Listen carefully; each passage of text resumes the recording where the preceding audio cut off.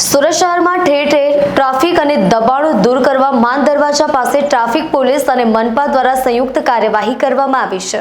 સુરત શહેરમાં એક તરફ મેટ્રોની કામગીરી ચાલી રહી છે અને બીજી બાજુ રસ્તાઓ પર ગેરકાયદેસરના દબાણો તાણી દેવાના કારણે ટ્રાફિકની સમસ્યા માથાના દુખાવા સમાન બની ગઈ છે।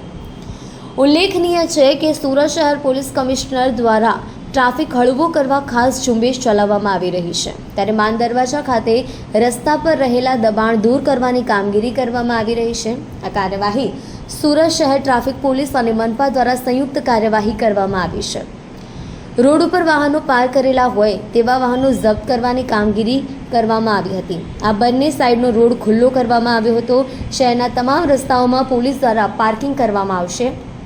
બાદમાં દબાણો દૂર કરવામાં આવ્યા હતા। આ સાથે દુકાનો સીલિંગની પણ કામગીરી કરવામાં આવી રહી છે।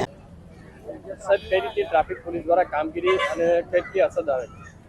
આપ સૌ જાણો છો કે માનનીય પોલીસ કમિશનર શ્રી અનુપમસિંહ ગેહલોત સાહેબ તેમજ અમારા ટ્રાફિકના જેસીપી ચૌધરી સાહેબ અને ડીસીપી વાનાણી મેડમની સીધી સૂચના અને માર્ગદર્શન હેઠળ અમે ટ્રાફિકની સમસ્યાઓ ઓછી થાય, નાગરિકોને ઓછામાં ઓછી તકલીફ પડે એના માટે ઘણા સમયથી ડ્રાઈવ ઝુંબેશો અલગ અલગ ચલાવી રહ્યા છે, જેમાં સીપી સાહેબ તરફથી રોડ પરના ખાસ કરીને જે અડચણરૂપ દબાણો હોય કે વ્હીકલ જૂના હોય, ભંગાર પડ્યા હોય એને હટાવવાથી જે નાગરિકો વાહન ચાલકો છે એમને એક સ્મૂથ રોડ મળે અને એ લોકો જ્યાં જવા માંગતા હોય ત્યાં સારી રીતે જઈ શકે એના માટે ઘણા દિવસથી પ્રયત્નો હાથ ધરવામાં હતા।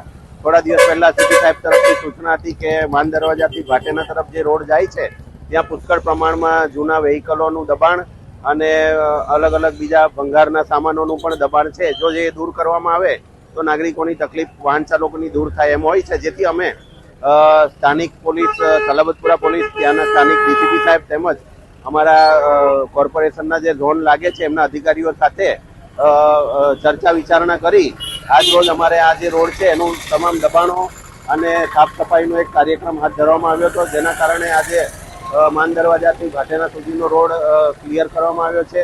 જે વાહનો અમારે ટોઈંગ કરવાની જરૂરત લાગી છે એને અમે ટોઈંગ કર્યા છે અને હવે અમે આરોગ્યના ટીમની રાહ જોઈ રહ્યા છે, જે લોકો આવીને સફાઈ કરે અને રોડની જે ટીમ આવે તો રોડ એક ફિનિશિંગ થઈ જાય તો કમ્પ્લીટલી એક નવો રોડ મળી જાય એમ છે અને વાહન વ્યવહાર રાબેતે મુજબ ચાલે એમ છે।